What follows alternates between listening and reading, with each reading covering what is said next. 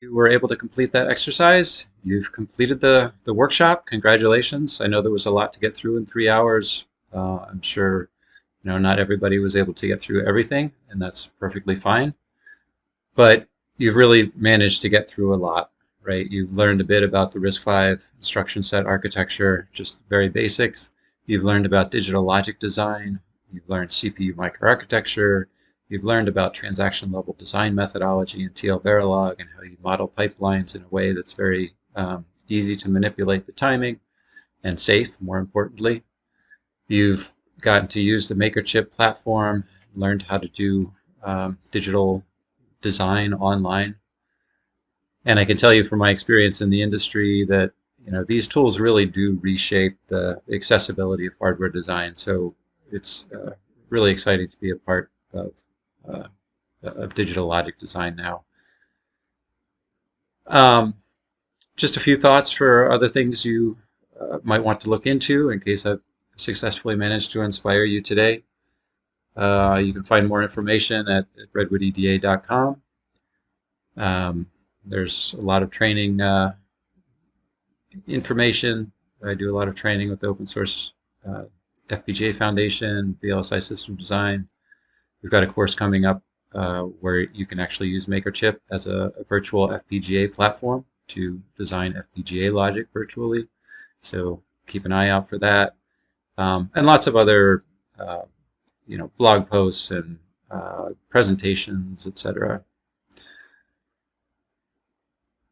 You've also got the tutorials inside MakerChip, right?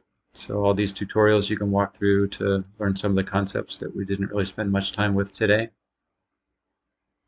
And if you're more interested in RISC-V, there's RISC-V.org. Okay, and everything you need to know about RISC-V is here. And I guess the last thing I want to show you is WarFive.org. So WarFive is a TL-Verilog implementation of RISC-V. And so some of these graphics should look familiar. And WarFive is really showcasing the flexibility and configurability that you get from TL-Verilog. And you saw some of that in the exercises you did. You saw how you could very easily manipulate the pipeline and design exactly what you want. WarFive is designed similarly to what you did. The pipeline stages are parameterized. So in this configurator at warfive.org, you can select the characteristics that you want for your CPU, right? So we did a 4-cycle implementation. That's what's selected here by default. We could also do a 6-cycle implementation. We've got various RISC-V extensions that we might want to enable. We've even got support for MIPS ISA versus RISC-V. And we've got multi-core support, so you can select the number of CPU cores that you want to build. And they're connected on a simple network on chip. You can choose how many VCs you want in that network on chip, although to be honest, the VC support is not 100% at this point. And then various other parameters. If you want to control the details of the pipe stage, as we did in this workshop, you can select what logic is going into what pipeline stage. Okay, and we could select, for our course we did no branch predictor. Actually, we did fall through. They're probably the same thing. So we've configured our core. We can see the configuration here, and you can load this configuration in MakerChip. You can also view this as the transaction level Verilog code after processing all the configuration. And you'll see lots of TL-Verilog logic that looks somewhat familiar in some cases. And we can also here directly show the Verilog that gets generated from the TL-Verilog. All right, and we can open any of these in MakerChip. So let's open up in MakerChip in TL-Verilog form.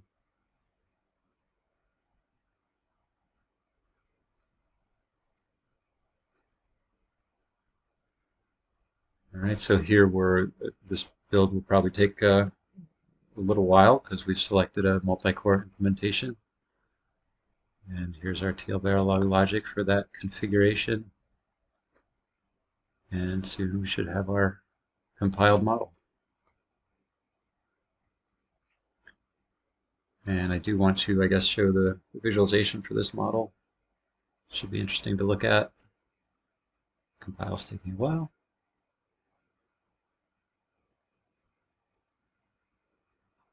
So I've selected the E extension, which gives us a smaller register file, actually.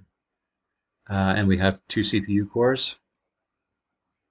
And also over here, we have a primitive visualization at this point of the network that's connecting the CPU cores.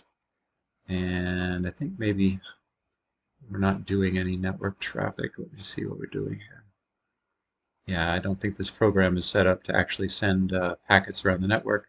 If we had that set up, you could see the CPU core injecting data into the network and the data passing around this network, going from one core to the next. All right, I think that was all I wanted to cover today. And again, thank you for participating. Thank you for working all the way through the workshop. And I hope you've enjoyed the experience. All right, and enjoy the rest of ChipEXPO 2021. Bye now.